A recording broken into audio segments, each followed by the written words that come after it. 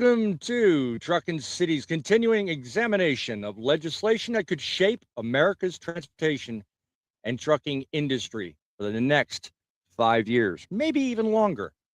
You watch, you be the judge. We're going to do it tonight through an examination of what you know versus what the facts are.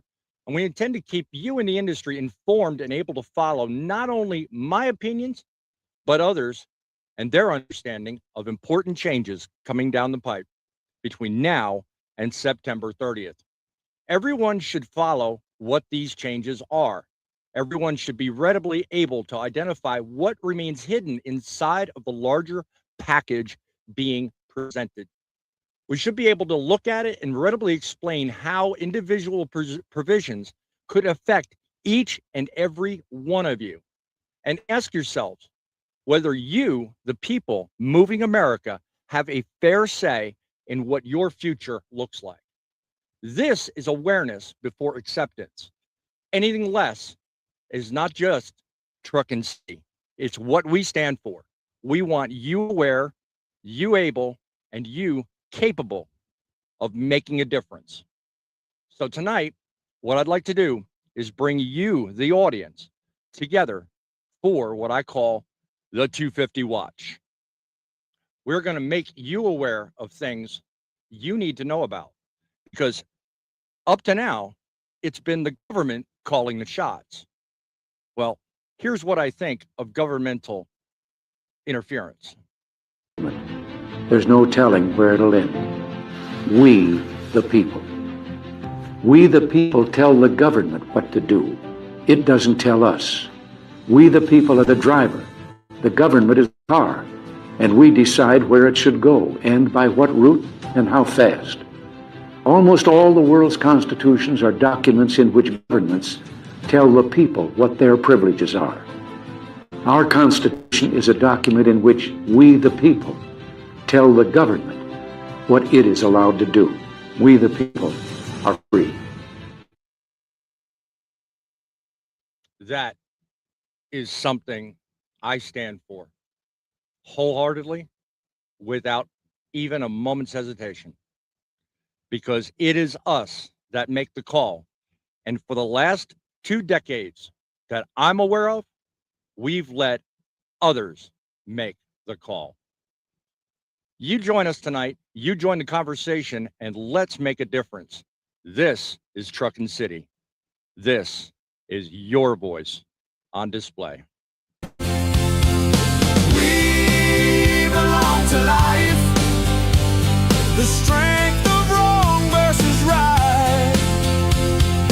We belong to truth, found on the front line. We don't do it just for us and our families, we do it for you guys. Bossman here, and you are watching Trucking Frontlines, your show with the average Joe in trucking and a greater purpose to make trucking great again. We believe silence is our enemy and your voice matters. You know, changing a mind takes only 30 seconds, but changing a life can happen within the realm of one word. One thing, one thought, one word can ultimately make the difference in your life. Welcome to Trucking Frontlines. Welcome to you and everyone in the cast. Let's start off with what your thoughts are about today's government versus Ronald Reagan. Tell me, Sean, what's your thoughts? I know you're passionate about that in life, so let me know what you're thinking of. Yeah, so I mean, Ronald Reagan, I mean, when we look back at in history, I always say, like, if you really want to know something, go back in history and see how they predicted the future, right? Without even knowing about that they were predicting it. And I think a lot of people forgot what Ronald Reagan was saying in that clip was, look, we control the government. We tell them what to do. They work for us. And I think people forgot about that. I think people, they get caught up in their jobs of driving, they get caught up in family life. And they don't kind of sit back and say, hey, how is the government affecting me as a person, or my paychecks, or how are they affecting my family? And we have to look at this because sometimes we know with politicians, they can be bought and paid for, right? We've seen it in the past with lobbying, and they can predict it. Even with studies, even some of the research that we found, we can see studies that have been bought and paid for. So these are the things that, as a United States citizen, somebody in our industry, or even if you're not in the trucking industry, your voice could be heard. You could be an advocate for whatever you're doing. So don't let the government. Don't be scared of the government. Yeah. Say, hey, look, this is what we want, and this is how we want it. And the more people you get stand behind you, and you build that team of researchers and people that's willing to help you, now you're just not one voice. You're hundreds of voices speaking through one person. So, and I think that's what he's explaining in that video. I mean, it's just plain as day how he's saying, hey, make sure that your government's working for you and not against you. And we're seeing it right now, right, with the Build American 250 Act. Are they working for us? Or are they working against us? Are they hiding stuff in it that we can't see in plain sight? Last week's show was on the veterans, right? What are they hiding in behind that? So Ronald Reagan, yeah, man, he's kudos to that guy. Every time I hear his voice, I'm just all like, it's something powerful that he's gonna say. So you know it. Yeah. We're gonna bring up the rest of the cast because bear with us throughout this show. We're having issues with StreamYard right now. So some of my panelists, if you're using an Apple device, you may have to enter into StreamYard through a specific pathway using Google Chrome, I believe, or the app. I don't know the exact solution yet. I'm trying to work that out, but if we're having audio difficulties tonight, that is the leading reason why, because some of our guests that are currently backstage right now are using Apple devices, and I'm trying to minimize the effect as much as I can, but hence the reason why we started differently tonight. But there are things we can't avoid. So I'm going to bring everybody else up. We've got 3 guests remaining. You've probably already seen most of them. So while I'm doing that, Grumpy, give me an idea. What your thoughts on government involved in trucking, and what Ronald Reagan had to say a few minutes back. Well, Sean said it kind of best right there when he was talking about Ronald Reagan. I mean, one of the best lines I ever remember in quotes from Ronald Reagan was basically, if someone from the government knocks on your door and says, "I'm here from the government to help," you better just run. Well, he's not lying. It's true to form, because as he said, we're the people. We're the ones supposed to be running the government, not the government running us. Exactly. And I've noticed it within the last 25, 30 years, it seems like the government's got the upper hand, because if you don't do what they say, they want to stick you in jail or prison. Or and it's ridiculous. Rough. Or just make your life rough. Exactly. So, yeah. All right. So that's where they hold the upper thumb on that one. Yep. Let's fill the panel and see what everybody else has to say. Let's bring up Thumper. Thumper, what's your thoughts? You a Reagan admirer, or you couldn't care less? I'm not old enough. Oh, come on now. That's BS, and you know it. No, I'm serious. I was born in 91. Born in now. Why do you strike me as being older than that? That just doesn't sound right. I'm sorry. Because maybe it's your mentality. I don't know. You just seem to have that older guy mentality. It does. I don't know. I mean, I try not to think about the government or anything else. I'm out here making a living, putting food on the table. That's literally what it is. And well, tonight's show. I mean, I love your show, boss man. Sean, I love what you do and everything. But yes, we could sit, kick, scream like a toddler, but it don't matter what we say. They're going to do what they want to do, and they're going to continue controlling us. I mean, there's really nothing we could do unless we overthrow the government ourselves. Well, I mean, you're talking about extreme, Thumper. I mean, do you really think that it takes a measurement of such extremes to make that much of a difference? Really? Do you really want me to point out some facts in just recent history? My show's yours, brother. I mean, look at it. You don't necessarily always need extremes to make a difference. No, but okay, so a few years ago, I'm sure all the truck drivers remember this. We had that trucking convoy across America where they went to DC. Right? Stuff got better for a little bit. They promised all this stuff that really, in my eyes, that I haven't seen anything fall through. That the government, oh yeah, we'll give you this, we'll give you that. Well, none of it actually ever happened. And now I'm going to bring up a time which I consider our generation unappropriate or dark or whatever you want to call it. Was that January 9th when that protesters stormed into the Talking about January 6th is what you're talking yeah, about. there you go, January 6th. I knew something like that. But yeah, I mean, that what are those? What have they accomplished? Nothing. The government's still doing what they want. You know, I've been saying it for years. There's got to be a civil war for something to change. Well, and therein lies the extremes that I was mentioning earlier. I mean, look at all the controversy that's come out of January 6th. And really, all it came down to was a bunch of protesters that decided that they wanted to send their own message.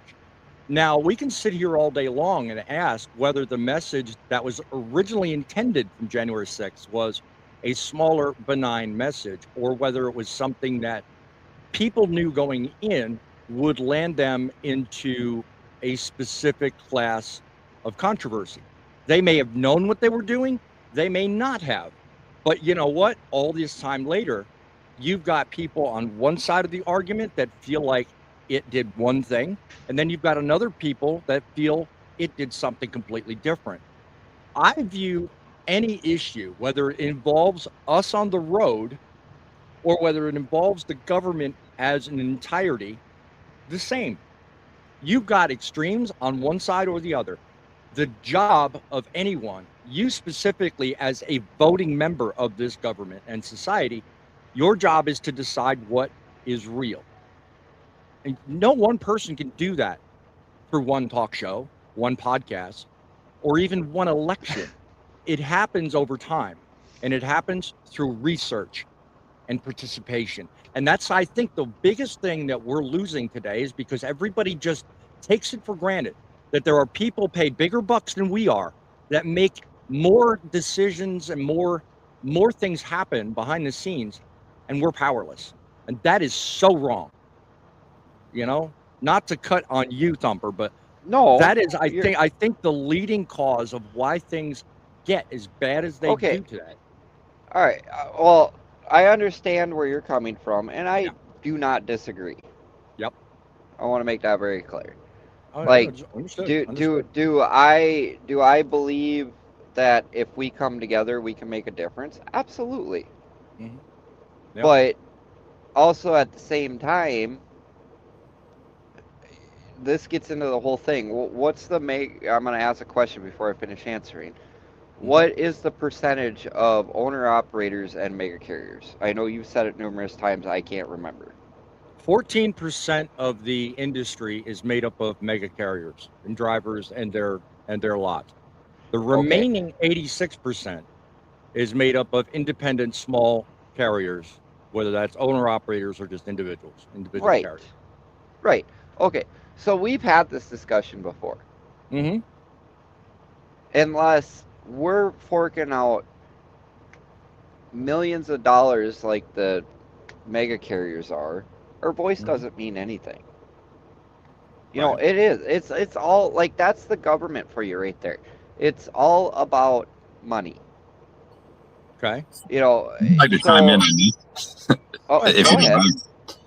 So I actually studied the the convoy that you're talking about that was actually coming across, and I wouldn't say See, when people try stuff, right? Like he was saying, the research that goes behind it before you do it, right? And it's not I'm saying that they did a bad gig, but I think if they would have did more research and said, hey, you know what, we're going to run these convoys across country.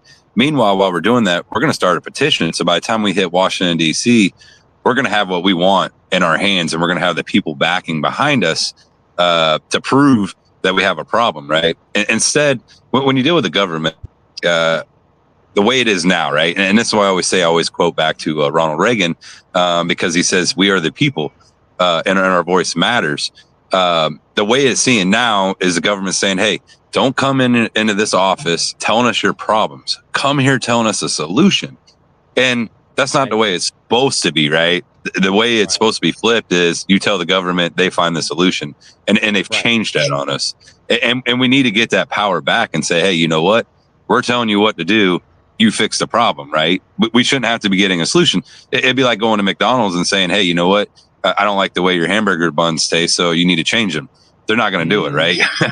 No. You know, so sending emails, you know, to your congressman and actually building that relationship that you're supposed to have, right?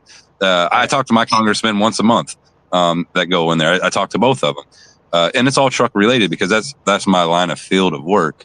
Where if somebody else is a gardener or something else, they're going to talk about that you know, industry. Where I talk about trucking. So I would say now better than ever is the time in the year, 250 years of America's being here, that we should flip that script again and say, hey guys, look, we're done with it. The government should never be a for-profit, right? They were never designed for that, right? They were never to be a corporation. They were never to be in business, and now they are, right?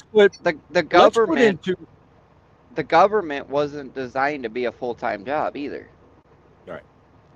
Right. And that's the thing. Well, so we see that, but they're getting paid like it's full-time, right? Well, actually better than full-time, because we're not making 187,000 and then asking just a few months ago, can we invest our money into stock? Because they're not making enough money. And it's all like, well, let me tell you something.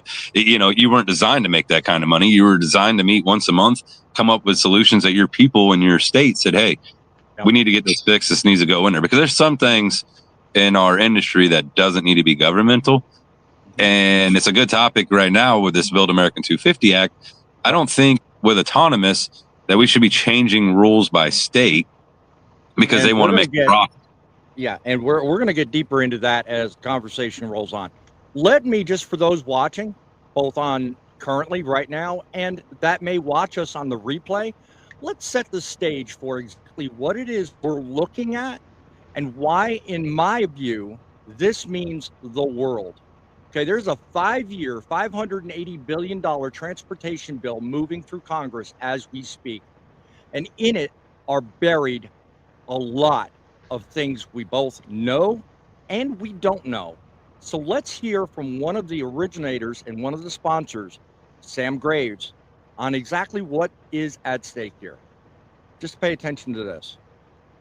Transportation and Infrastructure Committee Chairman Sam Graves of Missouri. And I'm Ranking Member Rick Larson, representing Washington State's 2nd District. This Congress, one of our committee's highest priorities is passing the next Surface Transportation Reauthorization Bill to improve the nation's highways, bridges, road and motor carrier safety, transit, and rail transportation. Every day, Americans rely on roads, bridges, rail, and other physical infrastructure that make up our surface transportation network. It's how we get to work, get our kids to school, get to our doctor's appointments and the grocery store, get deliveries right to our front doors, and so much more. At its heart, the Surface Transportation Bill is about connecting communities and safely and efficiently moving people and goods across the country. That's why we're proud to introduce this bipartisan bill, the Build America 250 Act. Every reauthorization is a chance to shape the future of our transportation system and the economy, and that's what this bill does. The Build America 250 Act will be an important chance to keep the momentum going and continue building upon the foundation laid by previous surface transportation bills. In fact, I believe this will be one of the most important infrastructure builds in decades. Our bill continues to focus on the critical infrastructure that our states and communities need today. For example, This bill provides the largest investment ever in America's bridges. But our bill also fosters innovation and looks forward to the future of our transportation system. The Build America 250 Act addresses the growing gap between our nation's infrastructure needs and our available resources by injecting the Highway Trust Fund with the first new revenue stream in 3 decades.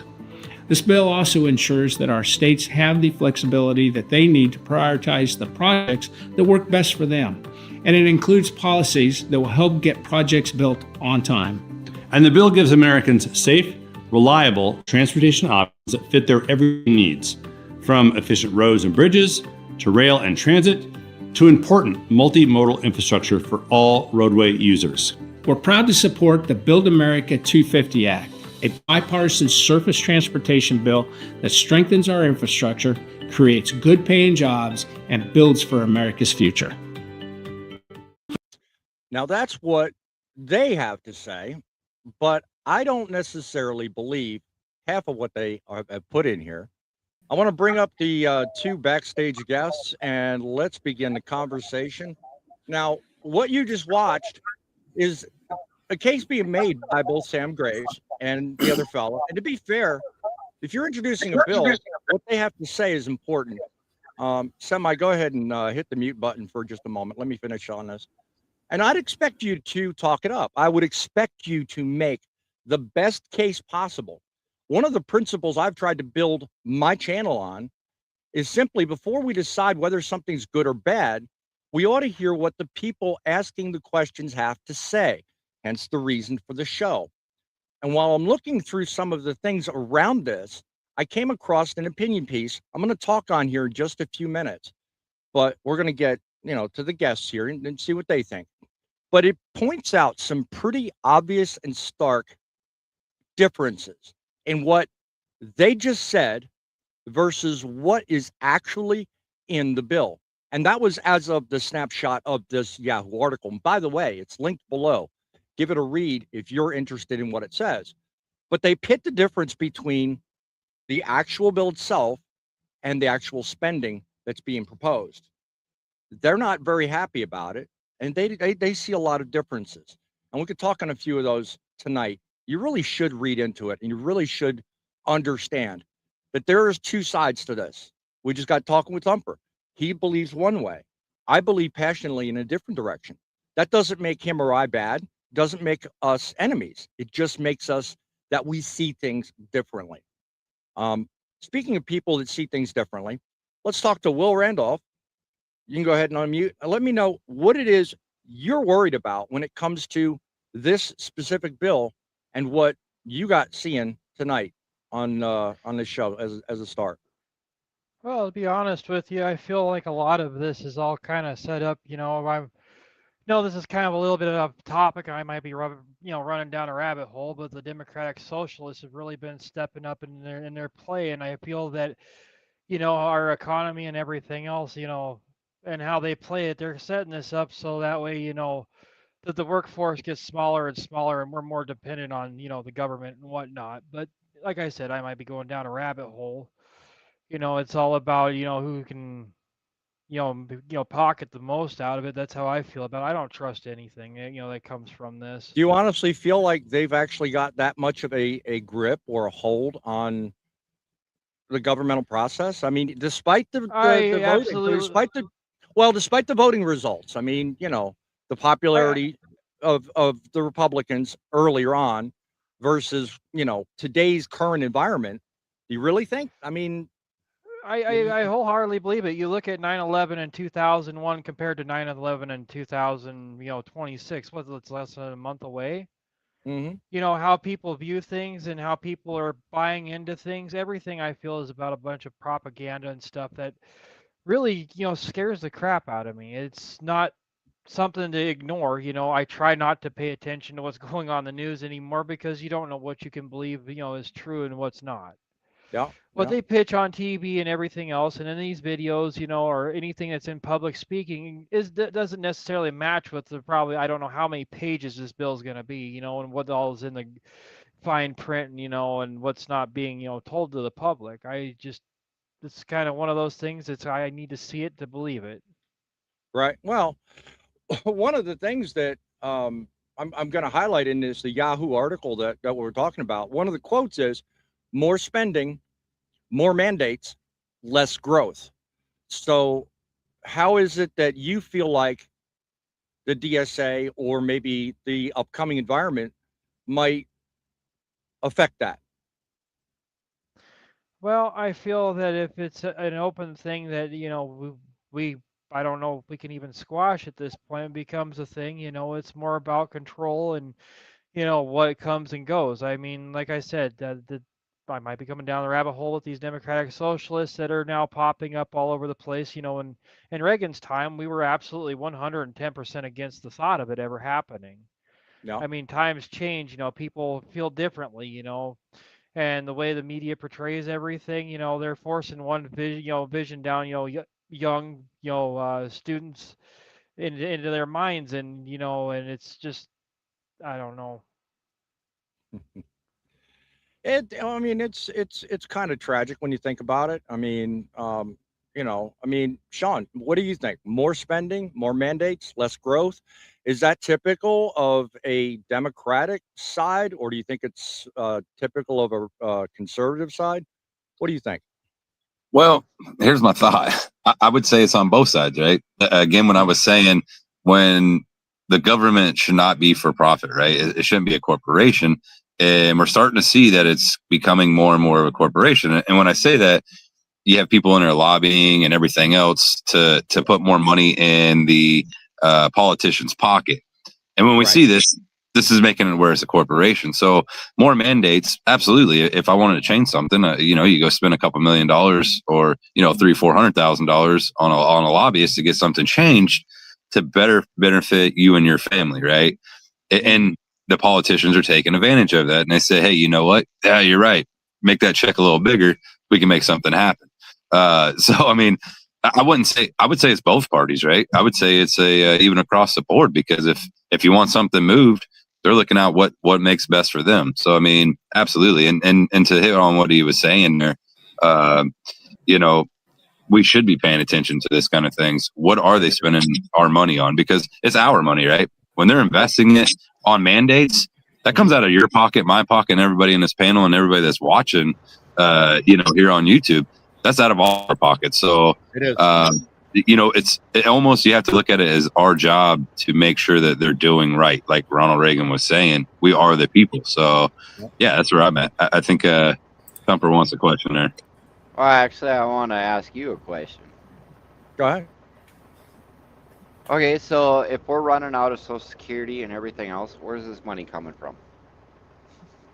Well, that's the thing. We make it, right? I mean, if you look at, here's the thing, like our fuel bill for our fuel tax was actually supposed to be ended in 2022. Our forefathers said, "Hey, you know what? We have collected enough taxes off of fuel tax that we should be able to put it into a trust fund, and we could, our next generation, our infrastructure would be built," right?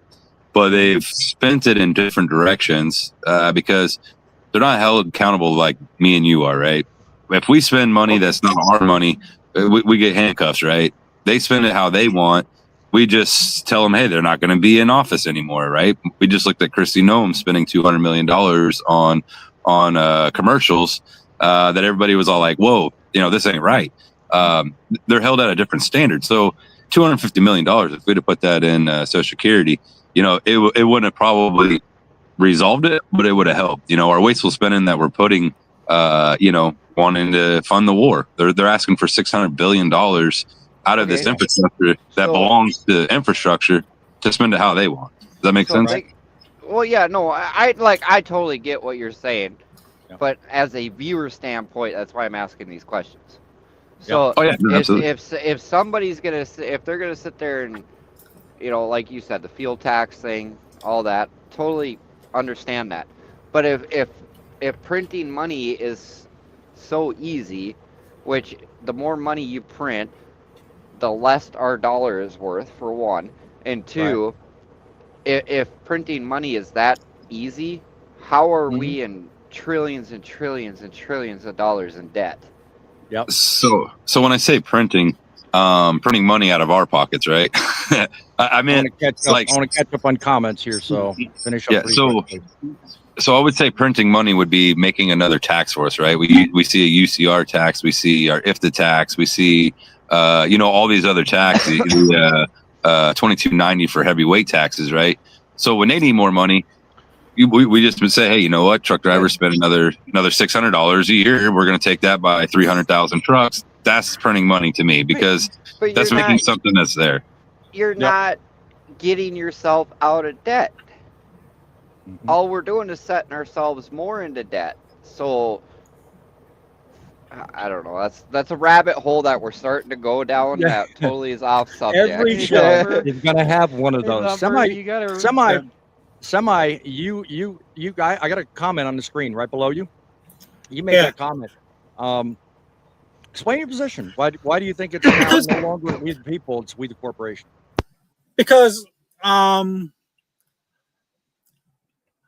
like contrary to Thumper, I'm actually gonna admit that I am a Reagan baby. So I mean, I kind of grew up. I kind of like was born in that area, and somehow from that area till today, it's not the people anymore. It's we the corporation, and the government listens to the lobbyists more than they listen to the people, or at least that's what it feels like nowadays. Right. And it just when did that transition happen? Like how did that happen with nobody noticing? I tend to think it happened over a long period of time. I mentioned earlier as we started the broadcast, period of decades. I think it's happened behind the scenes over a period of the last possibly 2 or 3 decades. And we've gotten so immune to the differences and everything going on that we've just kind of taken it for granted that what you see is what you get. As I go down, I'm going to highlight some comments because I've been a little late in the comments because of the show and because of all the technical difficulties we're having. So let me highlight the most important part of the show, and that's our guests in the audience. Hey, Grumpy, you got Catherine saying hello to you. Got something to say about trucks? I'm starting a game called Truck Solitaire, where you customize people, cars, and trucks, and play Klondike. I don't know. She told you about that? Nope, news to me. Oh, something we'll have to check out. Gonna have to look for her on that one. Revolutionary War, ring a bell? Good point for my wife to bring up. Yeah, I mean that's part, I guess, an argument against what Thumper was saying earlier. I mean, because it's like, do we have to wait for? Yeah, but that raises the question. Say we do a revolution. What's going to be the end game?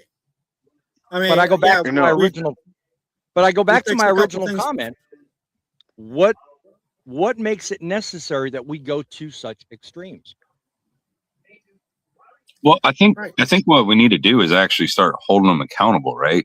When we see politicians doing something out of behavior, right? For example, like the flock cameras, and if Vince was in here, he would be hitting on it. They're putting cameras on us, right? But yet they don't really have cameras where they're at, where they're actually working for us. I mean, yeah, they got a little bit. You see little clips here and there, but I mean, even if we look at the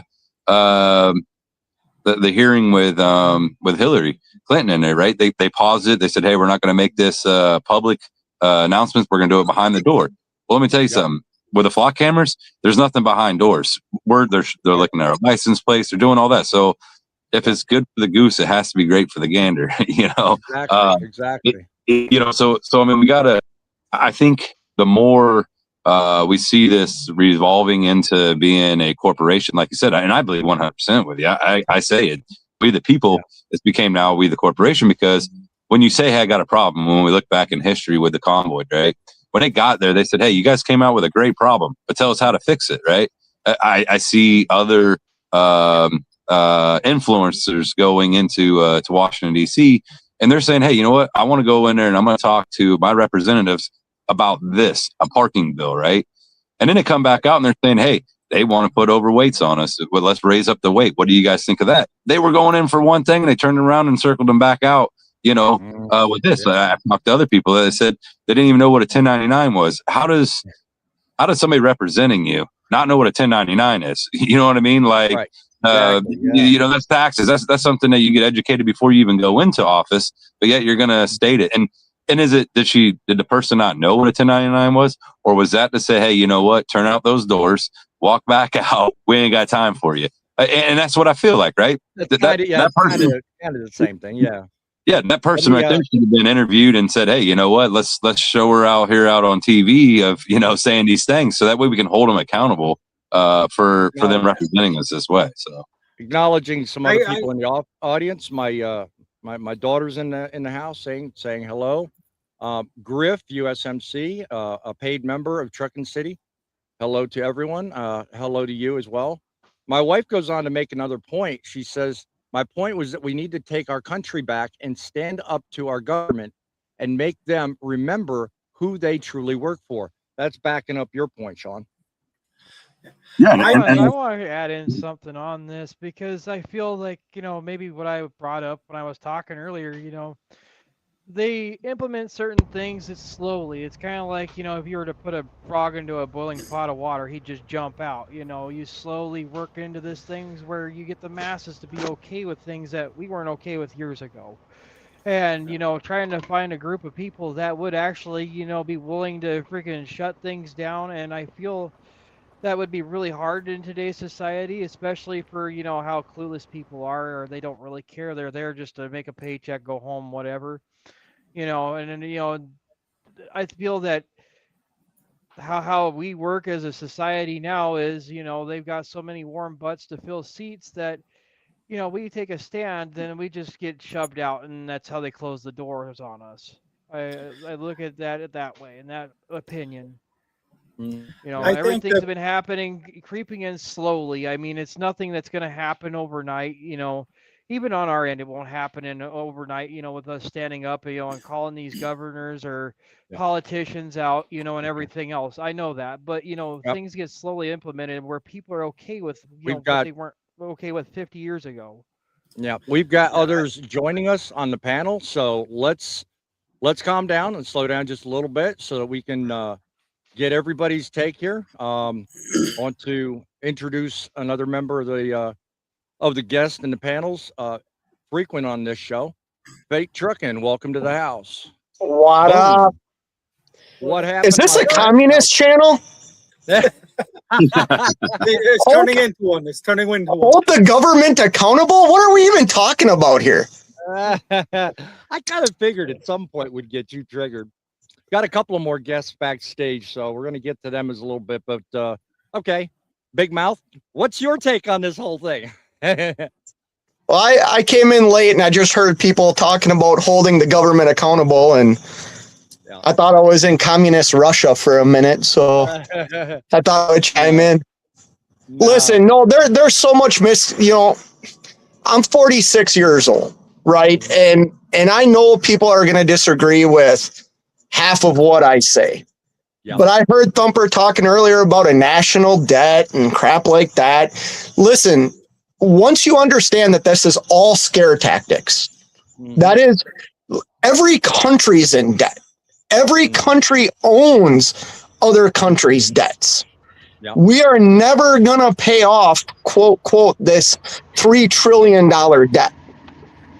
The reality is, us as a country, the average Joe in this country, not just like me, 46 years old, but like my children in their mid-20s, early 20s, we're all in a real pickle here. If you know anything about finance, if you know anything about creating generational wealth, that's lost right now in this country. Most Americans can't afford to own a home, let alone pay their rent. Yep. That's a problem.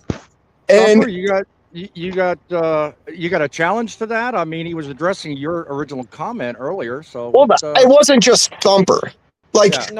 Understanding economics is something that takes a lot of time of reading, a lot of time to kind of see and read between the lines. It's just like the government. You can say an economy is doing good because your 401k grew, right? But then you're also forgetting the people that are at retirement age that lost $250,000 or $500,000 that don't have the money to reinvest or don't have the 10 years to wait for their mutual funds to continue to mature. So that, like, these talking points that we see on Fox News, on CNN, it's all brainwashing.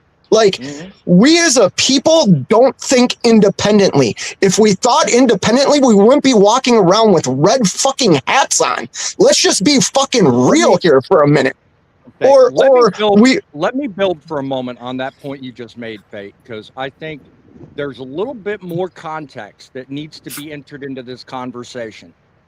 Let me talk about, for one moment, the leading question I have for everyone here tonight. And that question is, when does a transportation bill stop being a transportation bill and start turning into what it's not meant to be? The reason I say is the following clip. Watch closely. Especially proud that this bill includes so many of my priorities that I have been working on, including several bipartisan efforts focused on transportation efficiency, innovation, and access. The Build America Act includes my Roadway Resiliency Act, created in the wake of several severe weather incidents in Michigan, a common sense bill to establish an interagency working group to improve roadway management during severe weather events. I am also a champion of the bipartisan Unlocking Affordable Housing Act, which aims to help developers access loans to build housing where transit already exists. The Build America Act tackles that issue to increase housing supply and lower costs for Americans. The bipartisan deal also does something that I talk about a lot: cutting red tape. Federal investments only work if we can get those dollars out the door and into the communities that need them. Now, I'm all for cutting red tape. God bless her for thinking that through. But the one thing that stirred me, and the reason I decided to include that, is if a bill starts funding highways and then moves into housing, workforce programs, community grants, and initiatives that have very little to do with transportation, at what point does it become something bigger than the bill was originally designed for? I think it's safe to say that her transition for housing, honestly, doesn't need to be part of it. Maybe in her eyes it does, but in mine, that I think is part of the problem. You guys can sound off, let me know what you think in the comments, and I'm going to also introduce Griff, who's been patiently waiting backstage. So let's get your thoughts on this, Griff. I'm going to lead off with you on this one. Well, hello everyone. Hello. What do you think of the senator or representative from Michigan? What do you think of her thoughts on the transportation bill? There's already too much red tape. There's already too much bullshit, and there's already a bunch of laws already in place to actually take care of it. Mm-hmm. I mean, do you understand where Fate was coming from earlier when he was talking about, you know, what he was talking about earlier? Bates been going on about it. He's been around long enough. Up in heck, the state he lives in, stuff. He's already seen a lot of chaos and stuff, and everything politically. Well, I don't think that has very much to do with this, but no, but it does because with what's going on with the U.S. government, it's been going on for 50 years. A KGB colonel defected, and he stated how they're going to take the U.S. down is they're going to take them down from the U.S. inside, i.e., majority of the colleges and universities, the faculty are communists. They're teaching Communist Manifesto. That's why the Democratic Socialists of America is so popular. And Scott's probably got very good something to say about this. Go ahead, John. Go ahead, Bate. Go, Scott. Okay. I don't mean to like bash people, or bashing's the wrong word. I don't mean to like step on people's toes. That's not in my nature. But you have to understand something here, Griff. Our entire education system from elementary school until higher education, higher learning is based on one thing, and it happened in the 1970s. It is based on the Russian Communist Party. Yep, it is right. their education system. Yep, So right. by you saying what you just said, the government's instituted that. It's not the universities that are doing it. This idea of, listen, hold on. You brought up where I live, right? Which is a good example.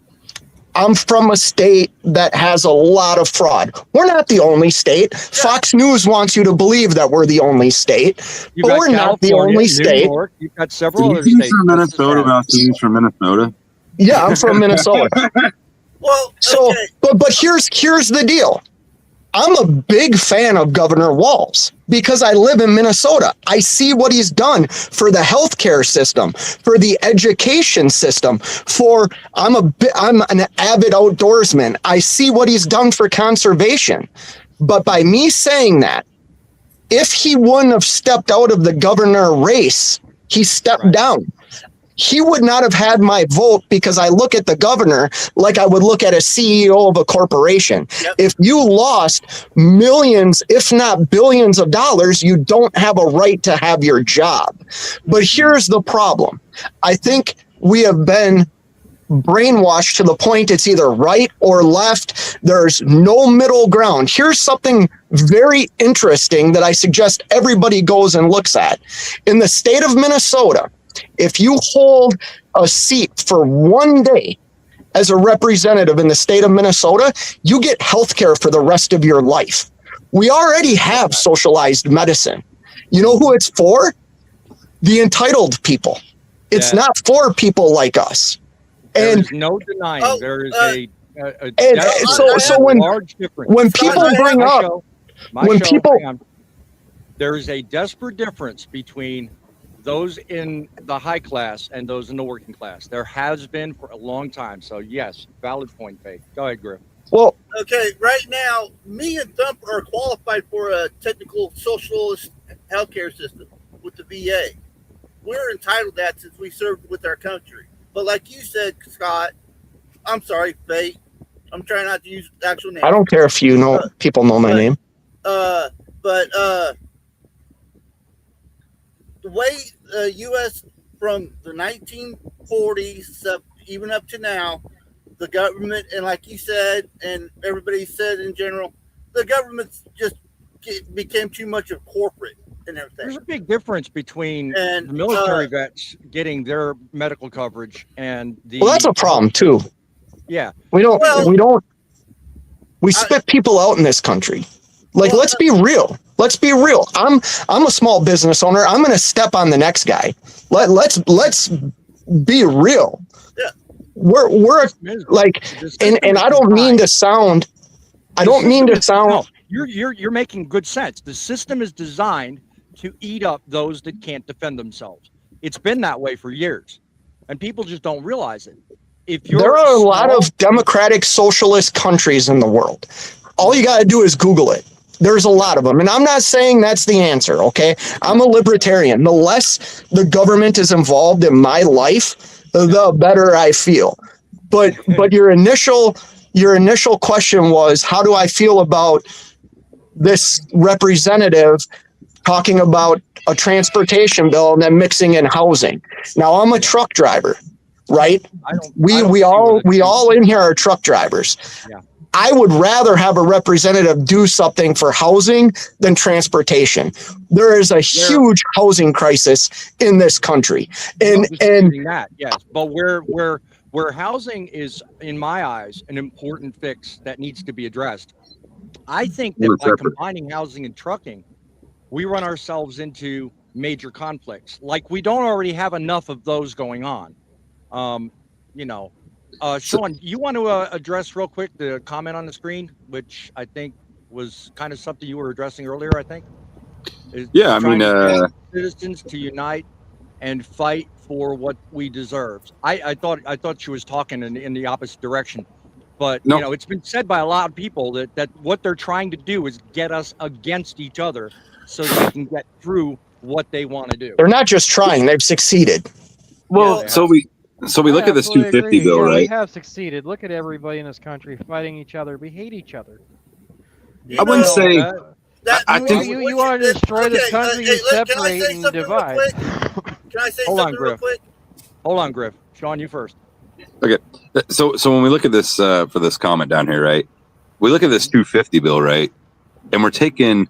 So he was saying that it was 580 billion dollars. The actual is actually $1 trillion is what they're overspending. They've already allocated 580 billion dollars out of the infrastructure as of right now. It's 1,001 pages or 1,005 pages as of right now. It's got to go in September 30th. It has to pass.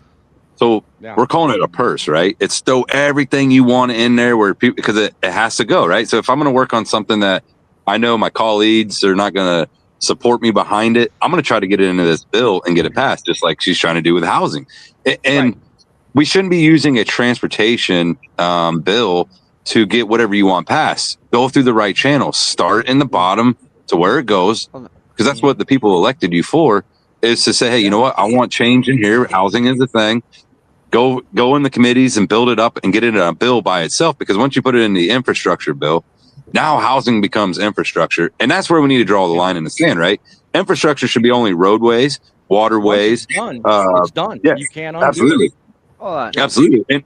And we've allocated this money, right? So remember what I was saying in 2021, our fuel tax should have actually stopped. That 23 cents on trucking, the 18 cents on cars should have actually went away. That's what our forefathers are saying.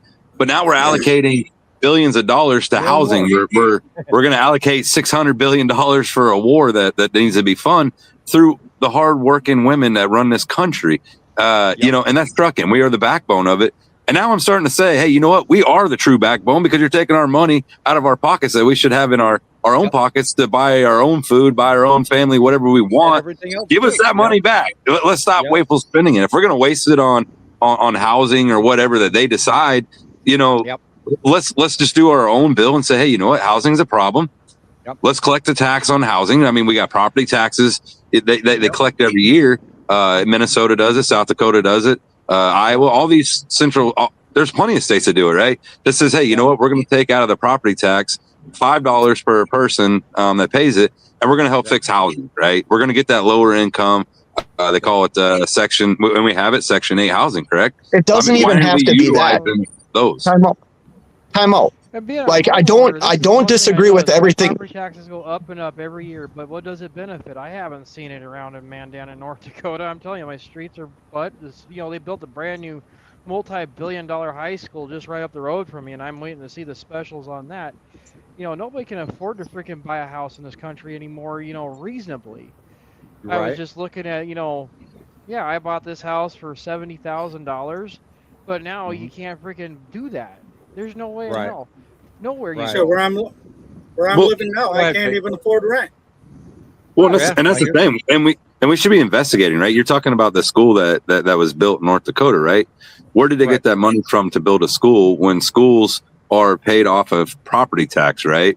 If you're saying that teachers are not getting paid enough, but you're going to go put $1 million school up, where did you get the funding? And I guarantee if you look, they had leftover money from coronavirus, right? That they didn't give out to the American people, that they held in their back pocket by individual states. Now they're saying, hey, you know what? We need to dump this money, and we need to dump it fast, because if not, we're going to have to give it back to the government side on the federal side. So let's get rid of it. How do you spend it real quick? You don't give it to the people.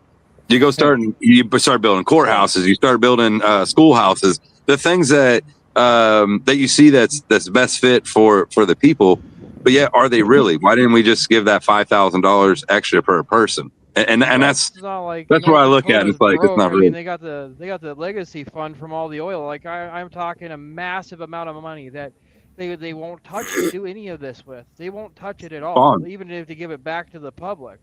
Yeah. I mean, why is it there? The modern politician will put his fingers in any fund he can. That's what happened to Social realize, Security. What assets the state really does have. But like I said, I started out when I bought this house, my property taxes were about $800 a year. Now they're closer to $2,700. Why? Billy, you're not here, everybody. You're gonna have to reset, and that means I'm gonna have to reset too. Okay. So my Well, I got while I got those a, while those two go ahead and reset, let's kind of refocus the conversation a little bit here, because I'm trying to help them out at the same time here. Because Can I say something real quick and then I'm gonna run in the house? Go ahead, man. Go ahead. Oh, somebody's shooting off fireworks. Go ahead, I think the general public, maybe people are aware of this, maybe they're not. You know, I am a person that tries to get the feel for the community that I live in. I try and have empathy for other people. I don't think when I talk about housing or Medicare or health insurance, obviously you're going to have bad apples in all this that just take, you know what I mean? And don't do their share. That's going to happen anywhere in life. But what I'm trying to convey is, like, as a 46-year-old male with all adult children and 2 adult children still live with me, because just the average rent is too expensive for them, and they have good jobs. Like, I bought my first house making $10.50 an hour. Now, granted, that was years ago, but my first house, you can't. So it's not just, you know, Section 8 or welfare. It's like a hardworking person that might be in their early 20s working 40 hours a week can't afford to, like, move out of their parents' house. That's a problem. Like, not only for the kids, but like for the parents. Like, we've done our job. You understand what I'm saying? Like, when is it the general public or the general hardworking blue collar person's opportunity to enjoy their life before they're put in the grave? I mean, it's that simple. It's that simple. And we've been trained to fight these things from, like, a Republican point of view, a Democrat point of view, a socialist point of view. We've been brainwashed into thinking we have to fight with this. I agree, everybody on this panel might have different political opinions, but if I pointed my finger and said, hey, do you care about your neighbor? They would probably be like, yeah, I care about my neighbor. I don't want my neighbor to go without food. That viewpoint, fortunately, is lost in the fog. Then don't hide behind a Christianity style religion or something. Don't hide behind those things. If you're mad at immigrants, don't tell me you're a Christian, because the Bible says I too once was an immigrant, and the way I treat an immigrant is how I am going to be treated. Every single time I come up and talk about those style of issues that you mentioned, Faye, I bring it up from a standpoint of standards, because everybody can sit and argue politics all day long, and they can sit here and talk about whether you're legal or not. But all of that is meaningless if, without the basis of the conversation, we adhere to standards that keep everyone safe. Without I agree with that. Then everything else is absolutely immaterial. See, I think sometimes I start talking and, like, don't want people to think I don't believe in law and order. Like, law and order has to happen. There's rules and regulations we have to follow. Not just. We have to get back to standards, which is I think the biggest thing that's really been lost in the fray throughout the entire, I want to say, at least last decade. Because I can't blame one political party for this. I can't say it's Democrat. I can't say it's Republican. I can't, blame it on it. It's just lost, man. And we've been, I mean, whether you're talking about a liberal or conservative administration, we've had the same result from both. You're not. I would say this though, real quick, right? When somebody says it's not we the people, it's we the corporation, right? And somebody said, hey, you know what? My taxes when I moved into this place was at $800, and now it's at $2,800. Just a quote here, right? Here's the thing, right? We're seeing it right now. When we start corporizing our government, which we are, not just on the federal level, the county commissioner levels, all the way down to our senators and all that stuff. They're the ones that's controlling the rate of the housing right? Because they come out and they say, hey, you know what? How much concrete do you have? How much, how do we base these taxes off of your property tax off of what you built, right? So now we're taking and corporatizing our local government because they're saying, hey, now you're going to give us $2,800 instead of $800 a year because this is where it's at. Now we go to sell this property and we say, hey, this property is worth $400,000. I bought it at 50, but now it's worth 400,000. No one's ever going to buy it. But yet, do we go down to our county commissioner meeting and say, hey, you know what, dude, I am not giving you one more red cent until you lower this down to where it's actually feasible? Because what are they doing with this money? And you're 100% right. If you serve one day on a board, you get free health care. They're paying some county commissioners $38,000 up to $100,000 a year to come into a meeting once a month, like a Boy Scout meeting or a Girl Scout meeting together to say, hey, you know what, this is how we're going to do for our people right now. And they don't care about it, right? If you want something to change, it starts with us. It starts with you. It starts with a person that says, hey, you know what, enough is enough. And I'm going to go down there and I'm going to tell them I'm not paying no more until they fix it. Or say, hey, you know what, lower it down. My property is not worth the value that you're saying.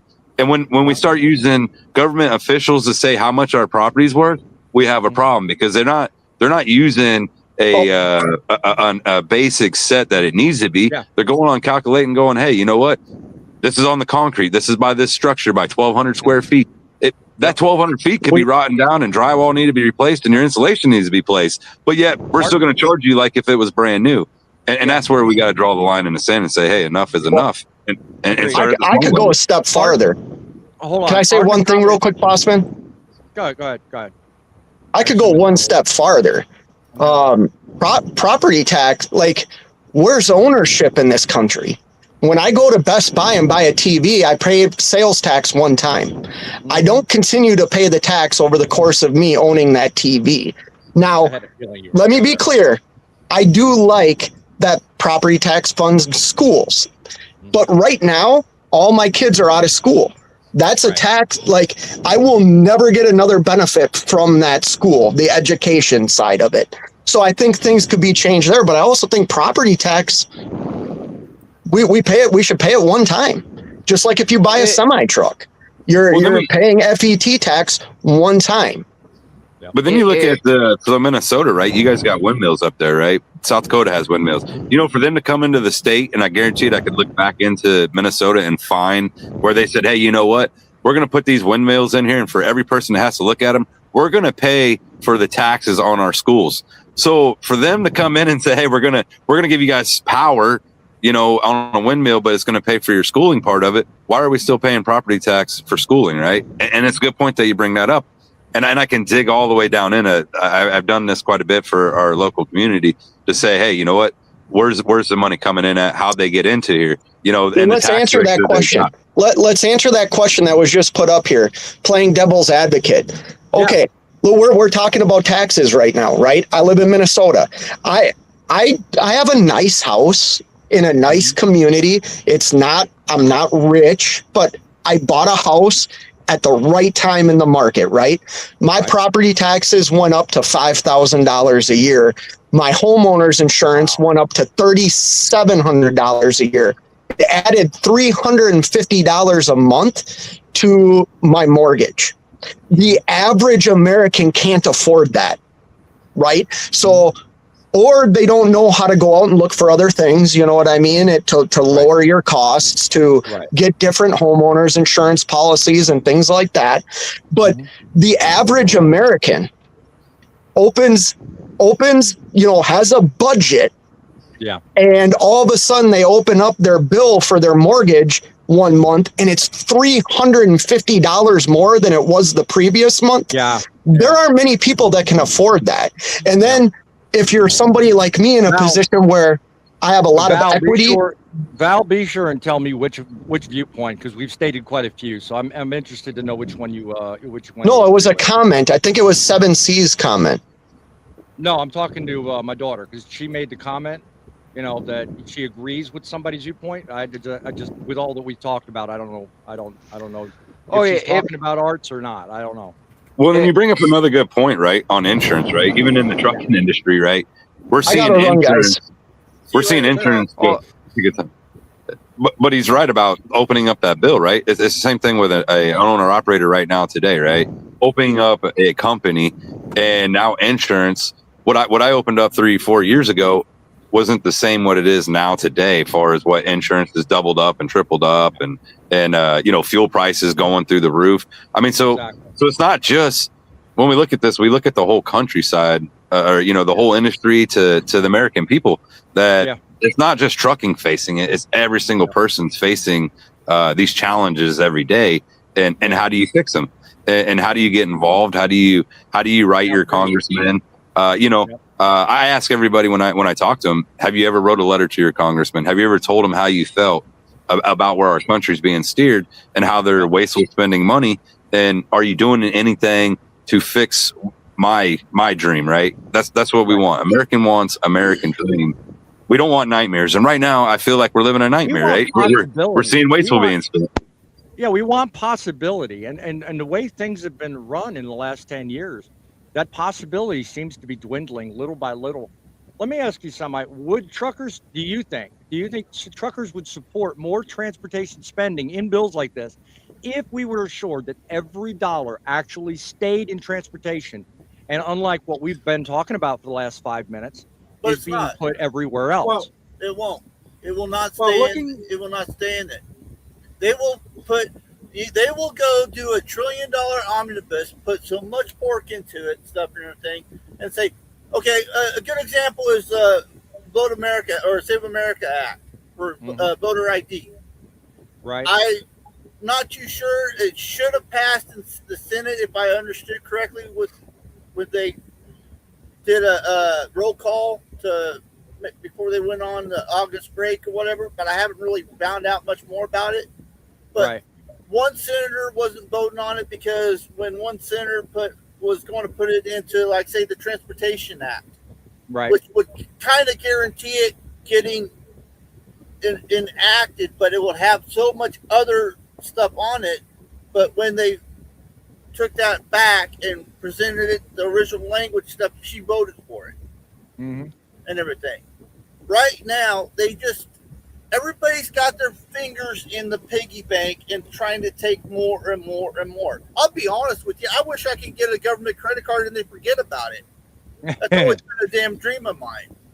As much crap as they spend on, but there are some benefits when you cannot trace all the money when you got black projects. I'm not meaning to go fucking squirrel. I'm sorry about my language, but go squirrel on everything. Yeah, let's keep the language to a minimum, shall we? But when you can go out north of Vegas, you can see a bunch of cool stuff, which I don't know if it was Kelly or whatever, but it had to be somebody with North of Groom with Skunk Works. But it's like, when they asked what's going on out there in Groom Lake and stuff, it's whatever America has now 50 years in the future. We got technology stuff that we don't know about. Yeah. It's like we're benefiting from it, but you don't know what's going on exactly. The old joke stuff, even off the Independence Day, a hammer doesn't cost $50,000. A toilet seat doesn't cost $15,000. Okay, you're bringing up some old arguments, my friend. What do you think? But I'm just saying, there's so much pork, but it would be nice if they could just start putting the money towards what it is supposed to be for. Okay. Instead of giving everything away. Yeah. Let's say I agree and move on. Semi, what do you got to say? So, I mean, I actually got the highway bill last week, and I mean, it just 1,000 pages of bullshit that I'm still shifting through. And out of that 1,000 pages, I think maybe 10 or 15 of those pages actually cover infrastructure, seas, roads, skies, and even a smaller piece of that covers, logistics and trucking. And I think that's why a lot of people aren't really behind it. I mean, they just look at it as, oh, this is just more government bullshit, because that's really just what it is. I mean, I think a large part of the problem is just simply the fact that a lot of it is hidden in in things that have yet to be introduced or explained correctly. So it's one of the reasons why I decided tonight would be a good night to talk about it, because I mean, yeah, we're told what they want in it, but newsflash, September 30th ain't here yet. And as much as it's gone out of committee and it's gone through some of its processes, it hasn't reached its last call yet.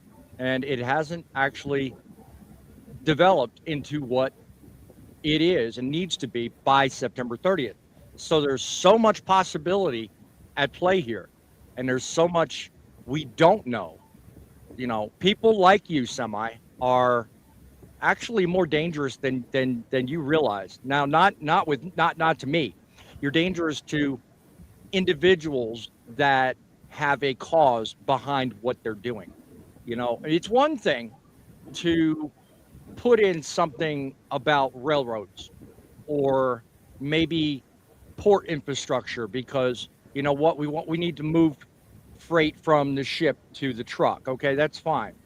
But it's another entirely to hear what the senator from or representative from Michigan said about something completely unrelated. So to that, I'm going to levy a question to the panel. Should unrelated programs have to stand on their own and therefore not be part of this? If housing deserves funding, then it should be in a bill on its own and not part of this. What say you? Absolutely. Absolutely. If it's housing, it has to be housing. If it's logistics, it has to be logistics. If it's fishing and wildlife, it has to be fishing and wildlife. These sections are broke up, and in the United States Code, these sections are broke up into individual blocks or laws or chapters for a specific reason. So the bills have to be brought up separately and stand on their own merit and stand on those specific chapters. You can't just talk about trucking and then throw in a fucking chapter, fucking paragraph on a deer field in Michigan. Sorry about naming a state, but it doesn't work. Hey, I mean, I think in most all the states are just as guilty. So, you know, name a state or not, it doesn't matter. Even the state I live in is probably doing the very same thing. So, Sean, what say you? Yeah, I mean, you know, if we look into this 250 bill, right, there is a lot of hidden stuff in it, and if you're building something that's going to be infrastructure, and you're going to call it an infrastructure, it needs to be infrastructure, right? And we look at the definition of what actually infrastructure is. That's roads, that's bridges, that's your waterways. They even actually got garbage in there, right? But telephone's not in there, electricity's not in there. You know, global corporations are not in there when we're looking at autonomous levels, right? And they're saying, hey, you know what, we're going to take away the state power and bring it to a federal level power and bypass this in hidden language that you got to dig through and almost put 3 words together to figure it out that, oh, this is what they're talking about, this is what they're meaning. It should be plain English, right? It should be written to where you, an average person, myself, can read it without going, wait a minute, this don't make sense, you know, and then you need hide almost behind a degree to figure it out. Right. And then to hide behind something and say, hey, we're putting this in here for truckers for parking. And then when we look at studies, you know, did we really fix something, or are we taking this money out of an infrastructure because colleges need money, and that's who we're going to pay to go do this study on it? Or the myriad of other studies, or the myriad of other studies that you and I were talking about on our group meeting last week. You know, all of the studies on all of the small things, you know, they're great to have. Don't get me wrong. And they're probably very necessary. But if you're baking that in as the core of an infrastructure bill rather than the actions resulting from it, all you're doing is wasting our hope, our time, and everyone's money. That's all you're doing. Absolutely. Yeah. And I mean, and there's a lot of stuff in the industry that we need to be fixing, right? That could get improvements, you know, for example, triangles, you know, it's a small thing.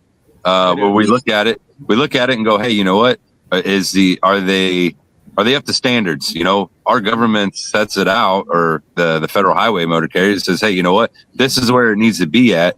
that it needs to be reflected this way, that way, the whole 9 yards. Let's take some of that money and say, hey, you know what?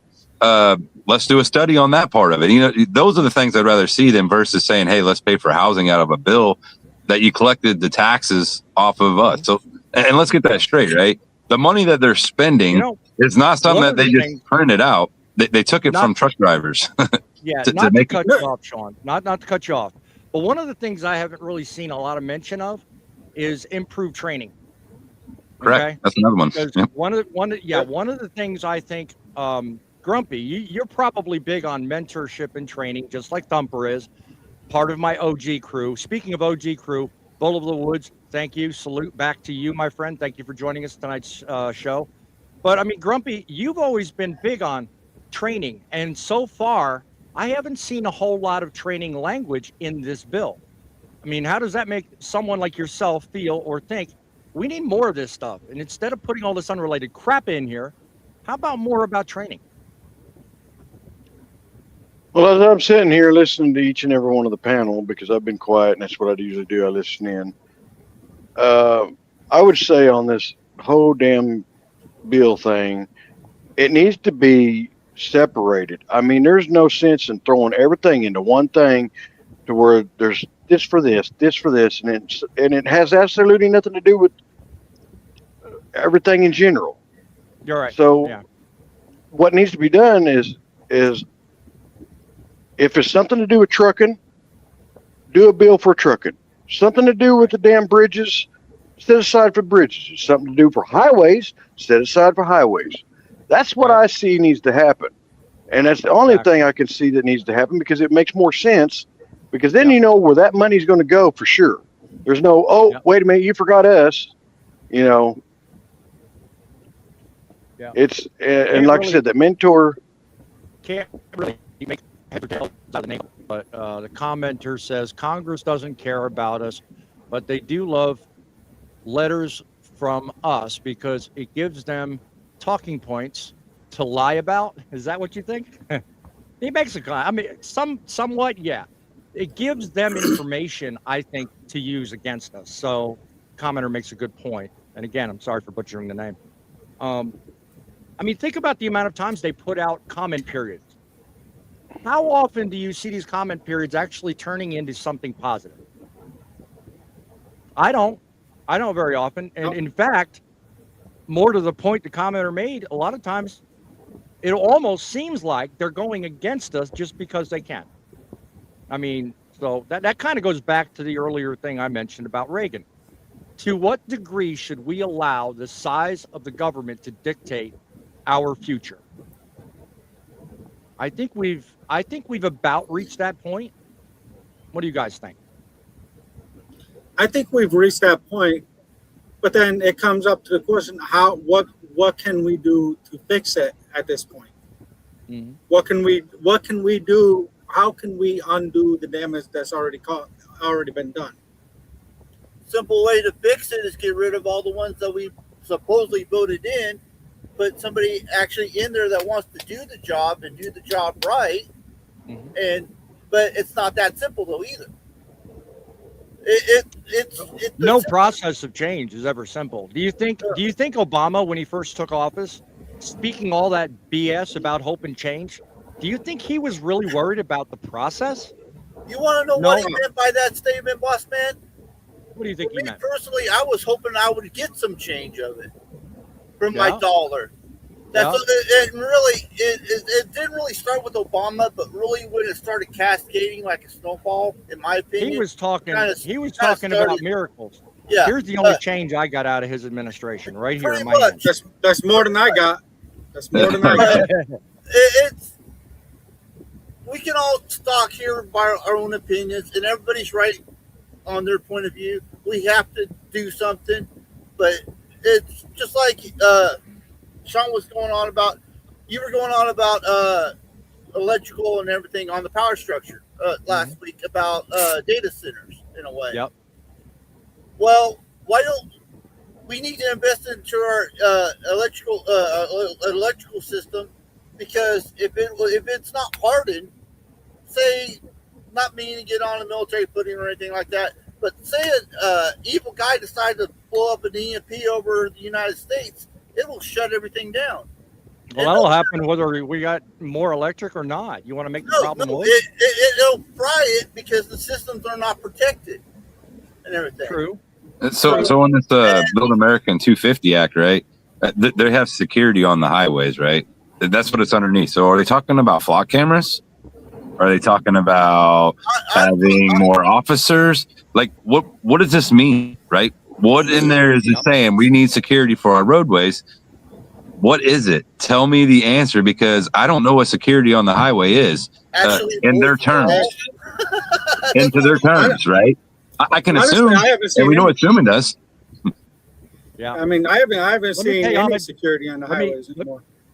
Yeah, let me pay attention to the commenter. David Richards says, I'm 67 and retired from 30-odd years of driving truck. I look at society today, and I just don't understand anything anymore. Welcome to the club. Welcome to the club, my friend. You are part and parcel part of this club, and average driver with your experience probably feels the same way. So my hope is we can make a dent, maybe very small, but hey, anything you got to add, we will certainly welcome to hear it on Trucking City. So how much, now back into the conversation we're having, how much trust do you think we should put in bills that they're trying to put out, which, as some of you pointed out a minute ago, over 1,000 pages? Almost nobody's read this. I know I haven't. And I know probably the average person up there, talking about and voting on this probably has little to no idea. How much trust should we actually put in this? Little to none. Little to none. Hey, there you go. Yeah, what I was bringing up earlier, freaking there's so much added into this crap. I mean, I know that there's been several other bills that have been introduced that, 3,000-4,000 pages, and I promise you that half the freaking congressmen and senators and who all that freaking voted on it didn't take the time to read it. There's no way in hell. No, obviously not. Yeah. All right, to dumb this down for people, let's just put it this way. This is what this bill is, and the reason why it's so long, and they've been doing it for years, and I think it was Sean that had said something about adding stuff in. All right, you want this? I appreciate that. You want this? I want that. We're gonna put it both in there so they cancel each other out, so nothing gets improved. There you go, in a nutshell. Is that what you think is going on? That's exactly what's going on. It's been going on for 250 fucking years. Yeah. So you think it's exactly what's going on? Simple diversionary tactic. Well, is what you look at every bill that has passed. Right. Doesn't it trucking related or not? There is something in that bill that has nothing to fucking do with it. Right. Look here, boss man. I'm gonna say something. It's because this person or this senator or whoever wanted this, but I'm going to vote no against it, but I'll vote yes if you add this into it. Okay. Look here, I want to add this. Oh, go ahead. Grumpy, go ahead. I'm going to add this to you, and I'm just going to straight out say it, damn it. It's called money talks and bullshit walks, and we all know it. Amen, sir. If you got money, you get stuff done. If you ain't got money, they just look at you like, who the hell are you? Right. So I think what it comes down to, some hands into it. I think what it comes down to, and I may be stepping on what you're about to say, Sean, and I apologize if so. I think what it comes down to is enough of us. I can't hear boss, man. I got to reset. Go ahead, man. Enough of us going into at least a mode of we got to demand accountability. Because I think that one of the things that's really lacked here, and for a number of reasons, is that we just don't hold everyone accountable. We just accept and assume that everybody else knows better than we because, you know what, we're not there at the time it's being voted on or drafted or whatever. We get all these studies thrown at us, that you were mentioning earlier, Sean. And we get all this thrown at us, not one at a time, not just, a little here, a little bit to be sure. It's all conveniently laid out last minute in full volume with no time to react. That, believe it or not, I think is done on purpose.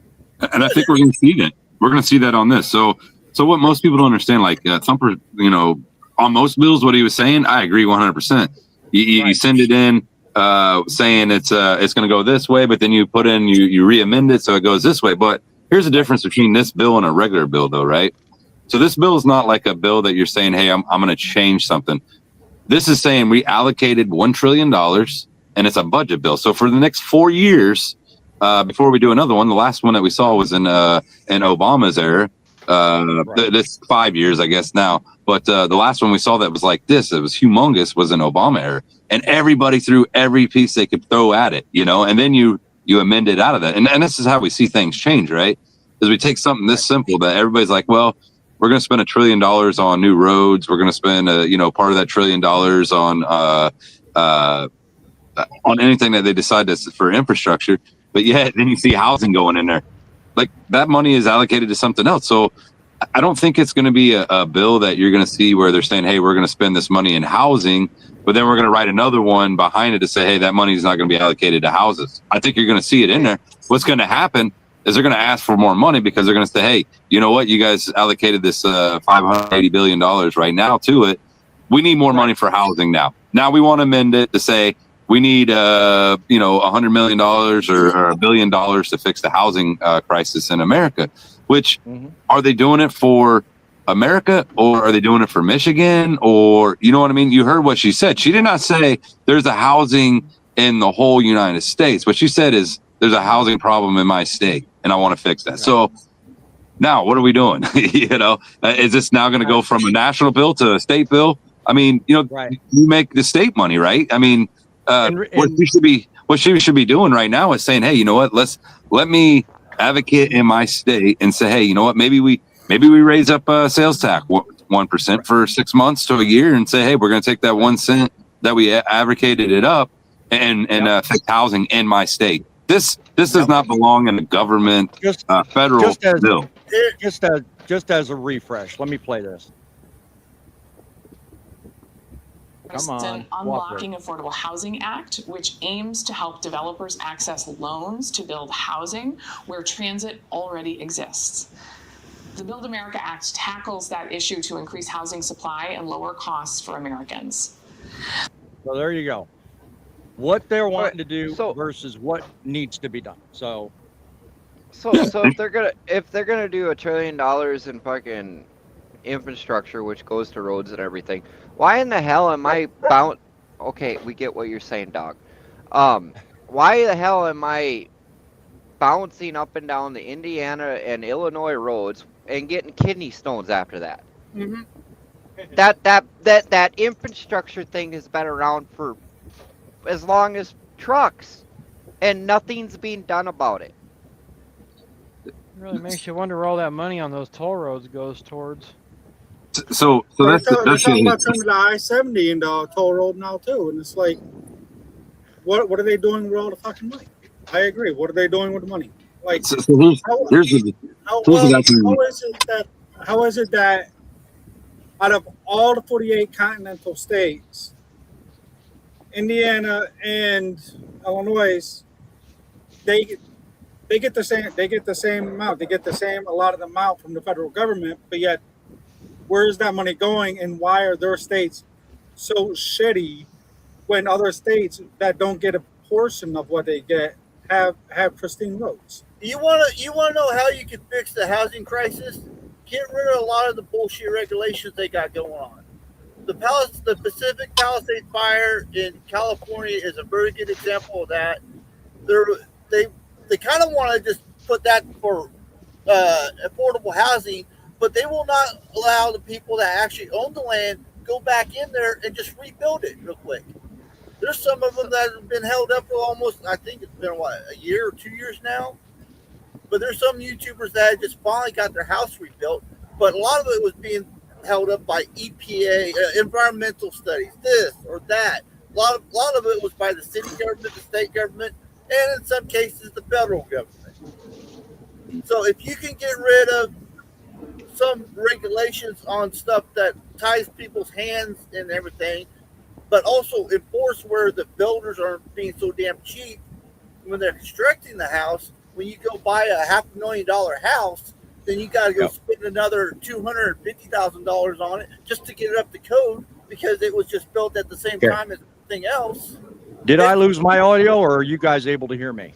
I can hear you. I hear you. I can hear you. All right. I just wanted to be sure because there for a minute I couldn't speak. So yours cuts in and out every now and then. Sorry, didn't interrupt your train of thought. But. To answer on that on your tax thing with housing, right? If we want to fix housing, why are we charging taxes on the piece of plywood, on the toilet you buy, the sink that you're going to get? You know, these are the things. Hey, look, if we got a problem, let's lower it down. And then to answer the I-70 question, right? We actually we've sent advocates over there to protest. We sent a letter to the governor there saying, "Hey, look, truck drivers does not want the toll road, right?" And then we look at what's going on behind the scenes right now. We're paying for I-70 right now, the road. There was a bipartisanship bill back when Joe Biden was in office. It was $600 billion. Most of it we can't even track because it was wasteful. They said, hey, there's fraud in this, man, and we can't even find out where all the money went. But yet I see I-70 being built out of it, you know, and it's all like, wait a minute. If there's fraud there, is it fraud now that you're gonna pay, the taxpayer is gonna pay for the road, and then in 3 years you're gonna take and turn around and make this into a toll road? Is that something that we've already paid? Tell me how this makes sense. How's this fair? How's this if Indiana wanted it, then maybe the governor should have went out there and raised his own money, built a road, and then he could start charging charges to drive on that road. But that's not, one, it's not his road, and two, our forefathers built this for our country way back in the day. I mean, we look at this is how World War I, World War II goes into effect so we can get freedom of travel. I think our rights as an American to move around the country for freedom of travel is being tested right now, right? Because Well, here's something to chew on. And this goes back to Fate when he was here, and Fate, if you're watching, sorry, having audio issues, but boom. Anyway, he knows what that means, so is Boss Man. Yep. But I didn't really get a word in because of issues and stuff like this too. But okay, so our property taxes and everything else goes up, but yet you go buy a brand new $100,000 pickup or a we'll just say $500,000 W900. Turn light on. But as soon as you leave the lot, it depreciates half its value. Exactly. But yet, my house from 1905 that I paid 10 years ago, I paid $52,000 for, is worth $120,000 now, and I haven't done a single thing to it. Yep. Good point. Corporation. Well, no, it's not corporation. It's our money. Funding the government. The point I think he was making is the government is becoming a corporation. So I think where he was going with that. Yeah, that's where I was going with. The government is saying what your property's valued at, not us. Our government's been a corporation since 1936 when we dropped the gold standard. We implemented that Federal Reserve and everything went private. Go to your years. Go ahead, Thumper. Go to your senator and everything else and ask them that question. The viewers who are watching, ask them that question. Go to your senator, your governor, whoever. How is it I could buy a house for this much, but I could buy a new vehicle and it depreciates half its value as soon as I drive it off the lot, but yet my house keeps going up and it's almost 100. It's over 100 years old. Yeah. And if they can't answer that, there's a problem. Well, here's how I see that, Thumper. Go ahead, Grumpy. That is okay. Nowadays, and even it's been that way for a while, most everything that's like a car or a refrigerator or something like that is what they call a throwaway technology, okay? A house, really, you don't throw it away. Most people usually invest by trying to keep up on it. They usually keep your roof done on it. It's always going to have value to it. Plus, it's on land, which we never actually own. You- Yeah, you- there you go. There's the pivotal See, point. you don't own that land. Ever own jack crap. The way society is today, and the way it's rigged, and the way it's set up, you never own a thing. Yep. But we still pay taxes on our vehicles. So don't think when you buy it and you leave out of the yard you paid your taxes, because we look at what they call licensing and all that. licensing. Shit. Yeah, and I get all that. But hold on. Okay, so go ahead. Okay, there's houses being demolished all the time, so I'm going to debunk yours right there, Grumpy, by saying that. There's buildings. I understand that, but the land that it sits on is what is the value, not your house. Right. It's the land. Let him finish, though. Let him finish. Go ahead, Thumper. So when you go to the vehicles, yeah, it loses half of its value as soon as you leave a lot. But let's take a 1968 Camaro for example. Mm-hmm. It's a pretty rare car right now. Right. When they were brand new, they were $2,800, $3,500 at most with all the options. You know how much those cars are worth now? Over $100,000. So there is stuff out there that still increases in value, but now the Grumpy's valid point. Grumpy's probably going to go in the very point I'm going to make, which is it's one thing to compare an actual piece of real estate in this equation to a classic car, because that's the kind of car you're talking about. A classic car goes up in value because of the rarity. Real estate is different because there is not today less real estate than there was 20 or 30 years ago. Real estate does not lose value. I get, but you guys aren't getting what I'm saying. Yeah. Everything loses value. Like I said, my house is over 100 years old. It's built in 1905. Right. Okay, so when they built that house, it probably was 1905. Let's say it was $500. Right. A Sears catalog house, you want to call it. Or something, yeah. No, literally, that's what my house is. It's a Sears catalog house. Well, my grandfather built his own house for $500 back in, I want to say, the early 40s. So. Well, but my point is, yes, stuff increases in value. Yeah, you can't compare apples to oranges, which is kind of what I'm doing, but it's the concept of what I'm doing. Well, the concept is worth fighting for, and very true to its mark. Griff, you wanted to chime in? Yeah, I was just wondering, hopefully I can articulate this where it makes sense and everything, and I'm kind of on topic. But you were going on about property value and everything. It goes up and down, but there's places in New York where there's people that didn't sell, that they got multi-million-dollar buildings, and they've got a little house still right there in the center, and that piece of land is worth like $3 million. But unfortunately, with modern society, they're going to try to tax them for what they supposedly think the land is valued at now. What they should originally do is what we're talking about are two different things. I agree. Well, I know. I just totally lost what I was thought about before I was able to talk and everything. So I apologize. I get that. But here's the thing: we're talking about two different equations. Okay, property values are based on assessments, and assessments change over time. The core value of a piece of property will change over time. The amount or mass of it never changes. Okay, because you don't have a problem with, as opposed to cars, that they make less, therefore real estate is rare.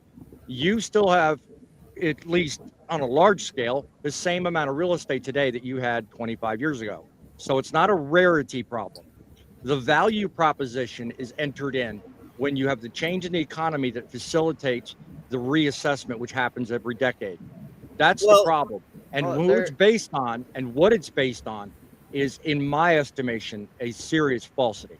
I think what I was kind of going towards a little bit would be, say where you live at right now, your present home. Say they decided to build something that is a big project, but it would actually increase all the property value around and everything, right. And that would benefit you a lot. But what's not fair to you, though, they would want to try to tax you what the new property value would be in the future. But I think comments are stacking up, guys. We've got quite a bit. Say it. there's one comment I want to address. Okay. Well, stop me when I get to it. I'm gonna make it fair I to will. all the viewers. Chief Freight Hauler, welcome to the show. Glad you could be with us tonight. He says your house will be taxed yearly on unrealized gains, which is a good point. Yep. If you sell it, that's usually where that comes into the argument. He goes on to say, if I buy anything else, I only buy taxes on the gain once I sell it, but your house is different. Yep. Capital gains is a whole different ball game. So that's a different video and a different discussion, not part of what we're talking about. But to also get to another commenter, and again, I'm not sure about the name, so I'm just going to call you Miracle.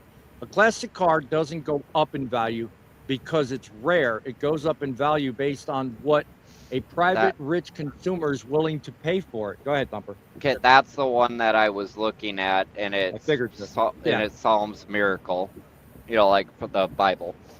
Well, the value is private. It's between two people. So But okay, I get what so he's there saying. you go. I get what he's saying too, and like I said, I was comparing apples to oranges on that one, but I was trying to make a point is what I was doing. But you're also, there you go. He kind of sums that up right there. It is based on the private rich consumers willing to pay. Okay, well, if the government's saying my house is worth this much, but these group of people, when I'm selling my house, are only offering me, $30,000, $40,000, $50,000 less, wouldn't that be part of the consumer part right there? You would think. There's the old adage about the value of something is in the meeting of the minds. That was what I was taught in real estate. Chief Freight Hauler has a point on that one right there on that comment. Yeah, I was just going to go and address that. He says appreciation is directly affected by the wants of others. If I had a 2020 389 with a PACCAR, most would say I had a pile of junk. But if I replaced that PACCAR with a 6N2, the value of that truck just probably, I'm going to assume he says exploded. Basically, what he's saying is if he replaced that MX-13 with say an N14 or N11 Cummins motor in it, that the value of that truck would instantly go up because you would not have the electronic issues that you have with the DPF and everything in general. Basically, but see, that's where it's a consumer. Versus the actual, like, a dealership won't touch it because it's a glider because of the emission laws. Yeah, we may have issues coming up, Thumper, because Sean just dropped out for some reason. So just keep that in mind. Yep. So Anyway. there's so many different sides to the argument that we're on right now that we're not going to get ahead. And even if you do bring it to the higher ups and everything, they won't have answers for it. Right. We're starting to go down a rabbit hole where there is going to be no answers. We do in all these shows, but I'm going to tell you something. I don't mind taking these drifts off into, further quarters of space and whatnot, because it engages people that don't think about these things on an everyday basis. See, one of the things that escapes every single person, not only watching this show, but also part of the panel and others that, get in here from time to time, is unless you talk about these things, nothing can be understood about it. Everyone watching can sit here till you're blue in the face and just think, well, I thought, I know, and you can assume until you're blue in the face. But until you actually get out and do the research, like Sean has, like Thumper has, like Will Randolph has, like Semi does, until we do some of this and actually take for granted what it is we're looking at, all we're going to do is sit here and, as you say, Thumper, we're going to go down rabbit holes. We'll get we'll get nowhere. We'll get nothing done, and we'll be no better off tomorrow than we are today. So I don't mind. I look at this as absolutely really fun, and I love it. I really do. It's great. It's great discussion. But in all reality of that, we could ask these questions and everything else, but it really is going to be no answer. The thing is asking the right questions to the right people, because we can ask them all day long between you and I. But the thing is, until we actually get a qualified answer from the representative putting the law through, it ain't gonna do no good. So what we need to do is as the graphic says, we need to unite now. We need to get our act together, come up with these facts, and present them in the right way. Go ahead. I didn't mean to cut you off. So no, you're good. You brought up a comment here. Property value goes up to what may not be built around it, etc. Okay. Like I said, I'm not trying to argue with people or anything like that. I'm just bringing up examples is what I'm doing. And he makes a very good point on that, but I'm also going to bring up another good point on this too. 10 years ago, I bought my house for, what was it, like $59,000. Okay. The town that I live in is about 500 people. We all know each other. I love the town and everything else, but nothing has improved in that town. It's actually gone down. We've lost a couple of businesses due to people retiring, stuff like that. Nothing new has come in. But my property taxes, my house is valued over $100,000 now. So in 10 years, it has doubled. Right. So, it literally comes down to the state that I live in is like, nope, your property's worth that now, whether the community has grown or not. Granted, the town that's 30 miles away has grown significantly, and I don't understand how that should affect me, but that's just the way it is. Right. That's just the way the government works. When they need money, they charge us for it. Yep. Sean, if you want to come back in, you're going to have to stay in, brother. You're bouncing in and out. And Hey, Thumper, another question. You just mentioned that the town 30. He may not be able to hear you. Can you hear me? Yeah, I can hear you. Can you hear me, Thumper? I can hear you. Okay. You mentioned this town is like close to 30 miles away from you that's growing, right? Is this town part of your county? Yep. Hang tight, Well, Sean. The county is what? The county I live in is very big. So Is it part of that town? Is it part? Yes, the county. That county Okay. is. Yeah, that town Your is county- in the same county. Your county is what determines your taxes. Okay. So that's why your property went up in value, because they see it as there's an asset in that county to gain more taxes and all that. So they're going to do that. They've done the same thing here in Oklahoma to where in the county I live in. And And it's ridiculous. there's a whole nother discussion that you and I could have after the show on it. Very true. Boss Man knows a little bit of it, but there is a mess going on in my town that is affecting a lot of stuff. So I just want to use this conversation as an example Real quick. what we should do in terms of with politics. Real quick, I want to bring Sean up after you've got done making that statement. Right now, in the past, Democrat and Republican were neighbors, they're friends and everything. Yes, they don't agree with politics and everything, but they can go sit down and have coffee and talk politics. But now you cannot do that.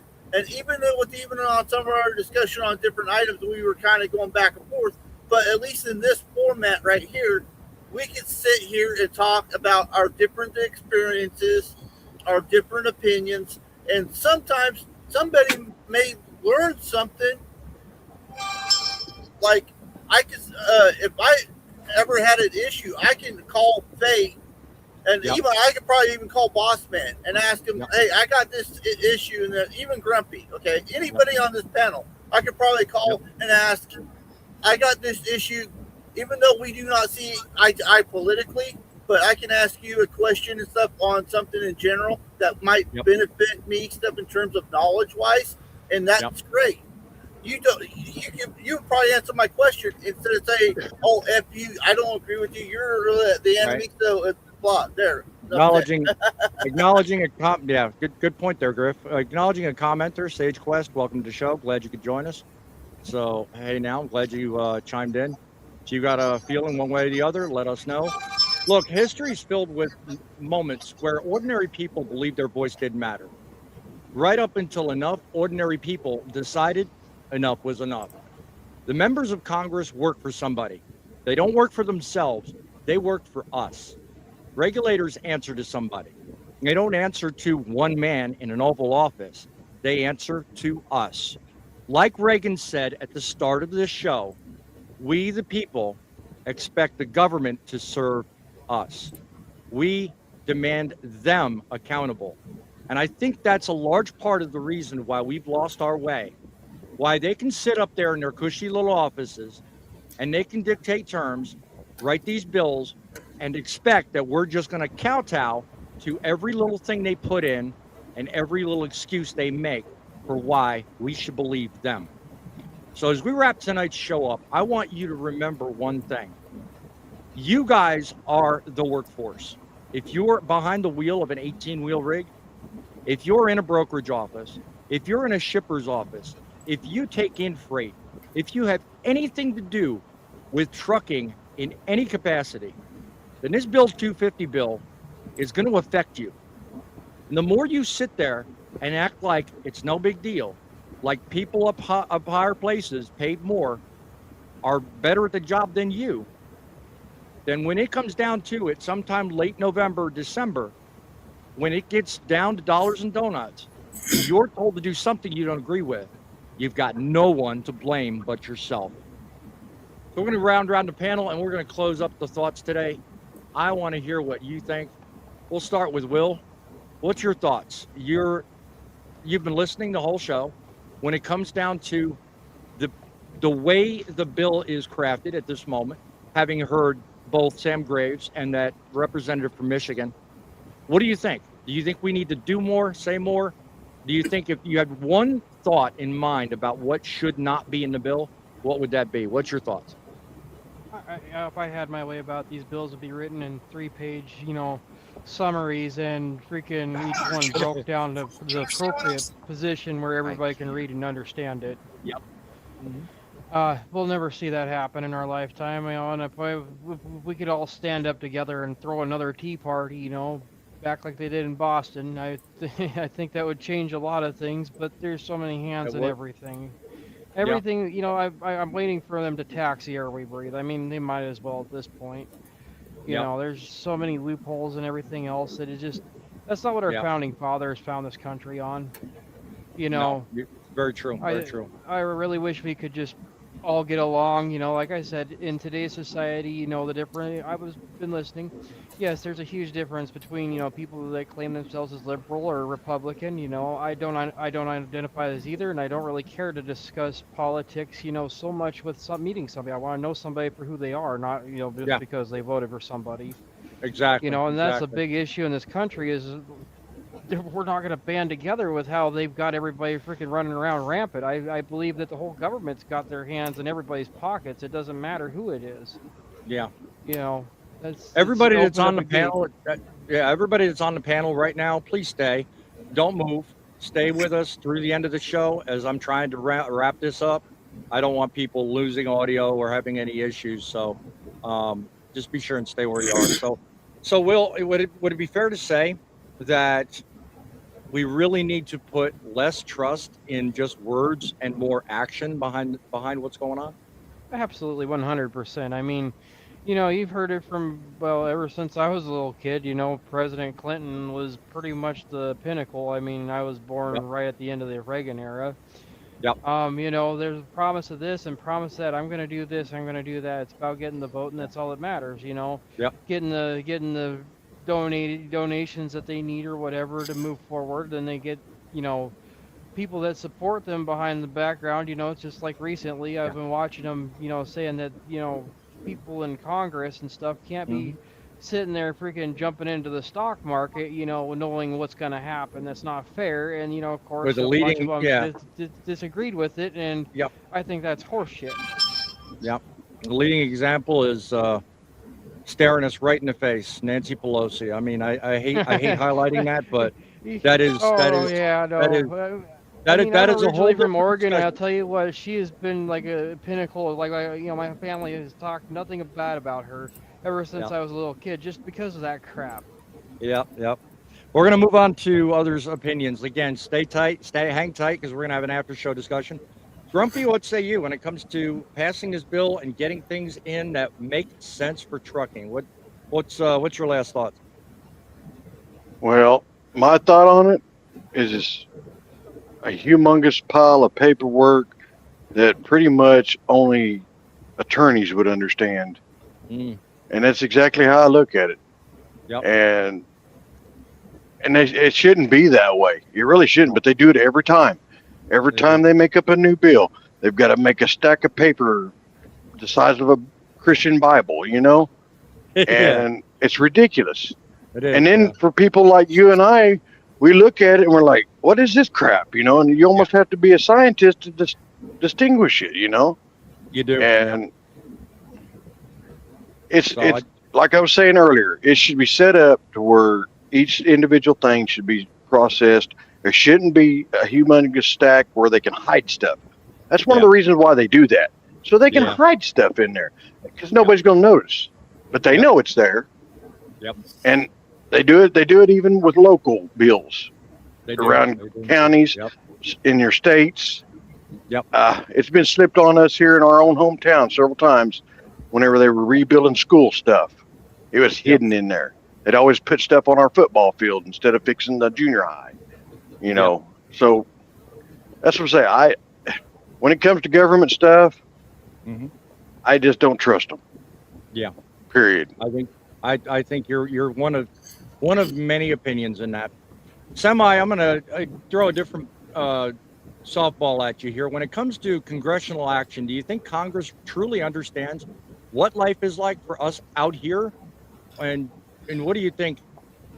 What do you think it'll take to actually craft a bill that actually speaks to us here instead of everybody else? What say you? I think there's a major disconnect with Congress and the general public.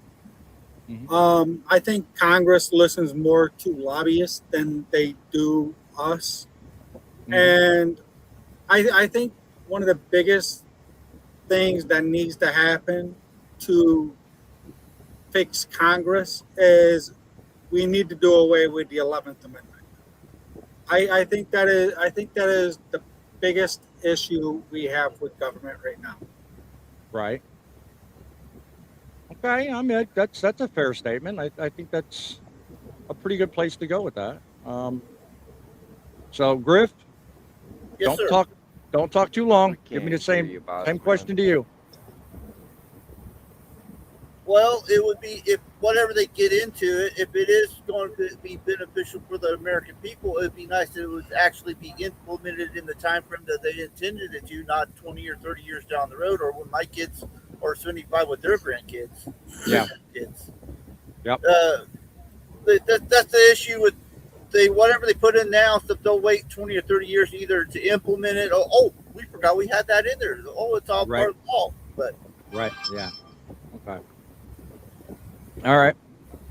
Well, Sean, what say you? I mean, in terms of Congress working for us, getting things done, they're so far talking a pretty big game. They're making it work and they're making it look good. But when it comes down to Congress truly understanding what life is like for us here on the road, do you think they need to revisit these policies, or do you think we can actually make a significant difference? What do you think? Well, I mean, first off, I mean, you know, like he was saying, the one couple before, he said, hey, there is a big disconnect. You know, we look at technology that actually can work for us, right? We're wanting to put men on Mars and women, you know, on the moon as well. Why can't we use technology to say, hey, you know what? How about we ask the truck drivers what they think needs to be done when it comes to infrastructure, right? That it's our money that we've worked, that they've taxed us, that they've took away from our families to say, hey, you know what? This is going to go to our roads and how we're going to build it. So why can't we have an input in it, you know? And then we look at the FMCSA, right? How many of them are truck drivers, right? We're getting college students that are applying for grants and working for the FMCSA to go back to their college and say, hey, let's do this study on it, right? Yeah. And you gotta look at that angle and say, hey, you know what? Why don't we put a few truck drivers in there to help?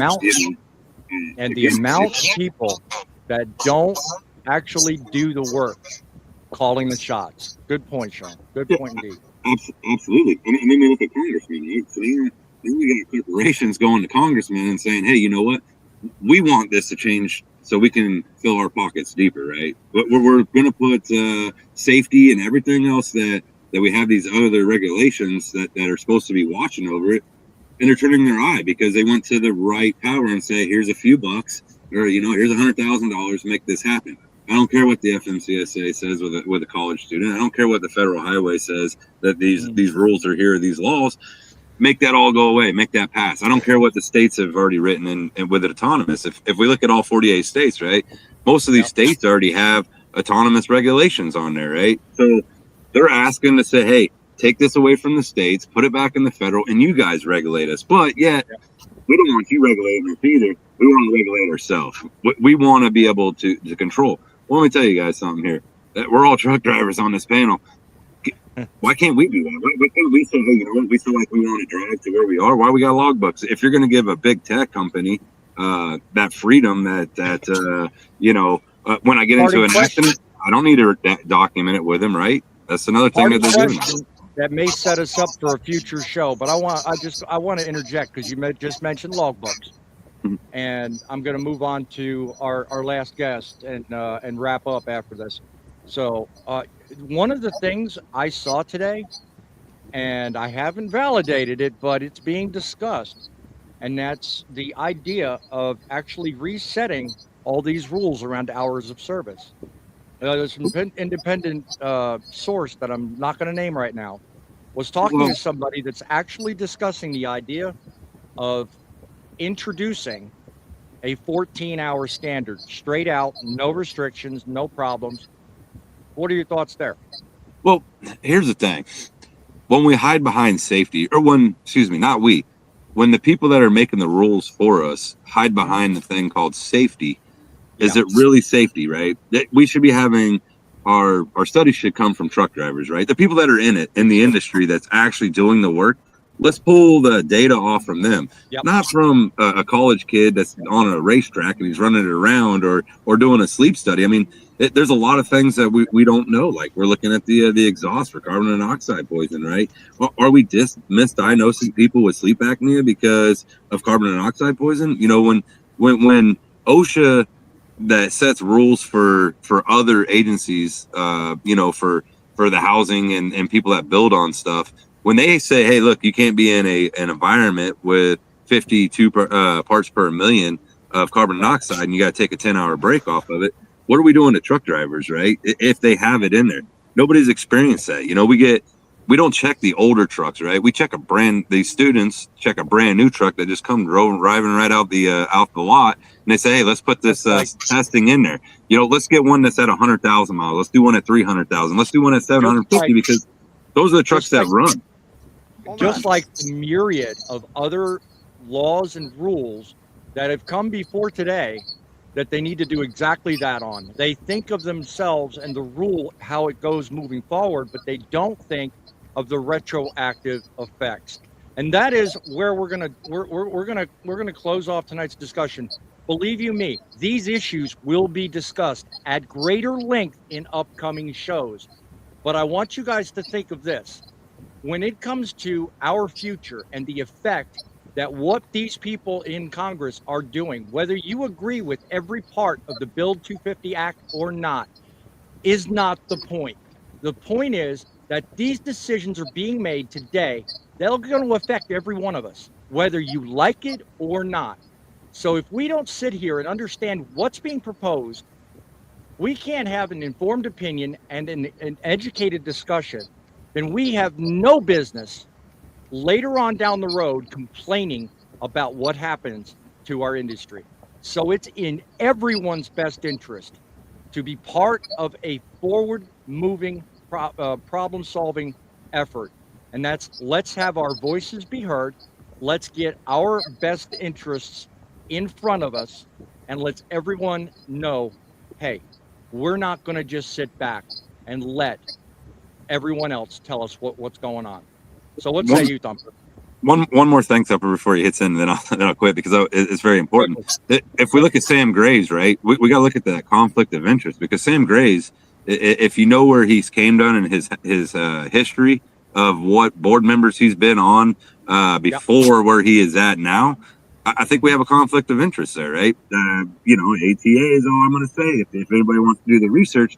And now we put him into a power to say, hey, you know what? Now I can make the changes that I want for for the mega carriers, and I'm not going to worry about the owner operators. See, these are the things that, you know, our voice matters, but we also have to, you know, figure out who are the main players and why are they there, and who bought and paid them to put the person on the chessboard, right? So I just wanted to bring that up, Thumper. Thanks for letting me cut in there, but you know, that's the research we should be doing. Yep. Well, Once again, everybody stay where you're at. Yep. Yeah. Don't move. So, Thumper, what's your thoughts? Well, I was gonna add into what Sean over there had said here a minute ago about the older trucks and stuff like that. That's gonna be a good discussion for a future show. The older trucks versus newer trucks. I would love to debate on you on that one. So I'll keep my opinion on that one. Honestly, boss man, I really don't have a really good ending like we normally do, because you kind of took the words right out of my mouth, really. Well, your opinion usually always wins the day, so I can't. I can't say that. You know, I can't. Say that. I guess the only thing I can really end it off is, yeah, we got elections coming up, so do your research on who's out running. So your vote does matter, because they are the people of our voice. And hopefully we get a good change in there and actually get people who will do something for us and not them. But that's really up to us right there. So you can find me on TikTok and YouTube here. You can find Busman on YouTube here. Grumpy, I know you can find on TikTok and YouTube. Sean, I believe we can find you on TikTok also. Are you on YouTube also? I am going to list everybody's credentials and the place to find everybody, so I'm not going to be rude to the current guests. But yes, everybody's addresses will be listed.